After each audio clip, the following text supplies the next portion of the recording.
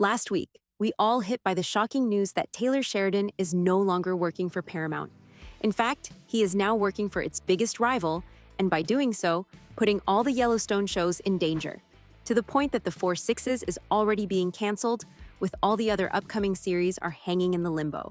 And now, it is time for Sheridan to give us an explanation on why this has happened, and what can be explained from the future of the series.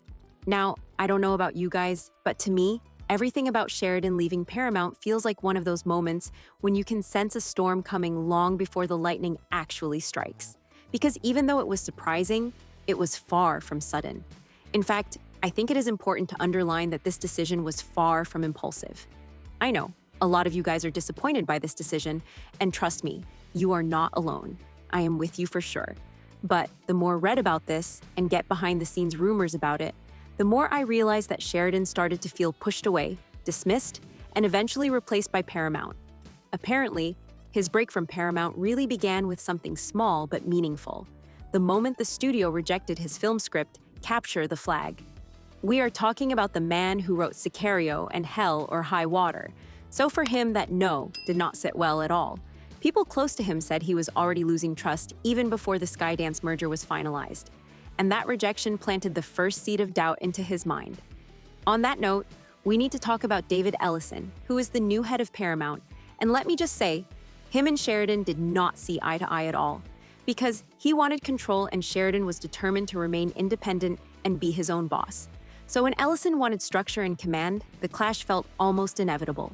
Their close friends say Ellison didn't like Sheridan's need for control, and others put it even more plainly by saying, Sheridan was running the asylum. Ellison wants to run the show, and he can't with Sheridan there. One moment that clearly deepened this divide came when Ellison started pushing for a patriotic project tied to America's 250th anniversary. Sheridan immediately pushed back. Apparently, he's never wanted to be a political voice, which, honestly, surprised me, especially knowing Yellowstone's relatively strong political stance compared to most other shows on air these days. But let me know what you think about this. Sheridan even told the New York Times he was apolitical publicly, which is news for me as well. But apparently, Ellison wanted him to steer his work towards something overt and loud. Sheridan didn't want that. Then came something that felt almost disrespectful. I'm talking about the infamous Nicole Kidman situation. Paramount cast her in a whole new series, Discretion, without telling Sheridan, even though she's a central figure in his expensive and very much complicated series Lioness, which I have some reviews about on my channel. After the chaos with Kevin Costner's schedule tearing Yellowstone apart, apparently, Sheridan was deeply sensitive to anything that might create another scheduling disaster. I mean, did you guys realize how much Sheridan cared about Costner's departure from Yellowstone? Because until today, I always assumed that he was quite chill about it, and yet clearly I was wrong. On Kidman's casting, he wasn't even informed by the studio. In fact, Kidman casually mentioned it to him at a random dinner. Clearly, Sheridan took this as a massive disrespect and did not forgive Ellison for it. But I think we need to address the most obvious elephant in the room, which is none other than money. I mean, we all know Sheridan's shows are expensive, but I think we should admit that they also deliver. For instance, 1923 cost $22 million per episode, while Landman cost around $15 million per episode. But internal numbers showed that Sheridan's series actually performed better per dollar than other major franchises on Paramount+, including other hit series such as Star Trek Discovery, which cost an incredible $6.02 per view. From the outside, people complained about Sheridan's price tags. Inside the building, the numbers quietly proved he was worth every cent. But the rumor has it that the new leadership at Paramount stopped looking at the value and started looking only at the cost. And when things became very tense, Paramount tried to fix things with a grand gesture. Executives boarded a private jet and flew to Sheridan's ranch in Texas, hoping to rebuild the bridge. But instead of coming in gently and sincerely, they came in with a huge entourage. Sheridan opened up bottles, poured drinks, and led the mood. But insiders said the executives couldn't keep up. They left believing the meeting went well. Sheridan, meanwhile, felt overwhelmed. As someone close to him put it, they should have come with 3 people and really tried to connect with Taylor. That would have meant a lot. Clearly, Sheridan didn't need flash. He needed honesty, and he couldn't find it. At the same time, Donna Langley at NBC Universal approached Sheridan in the exact way he needed with utmost respect. She listened more than she talked.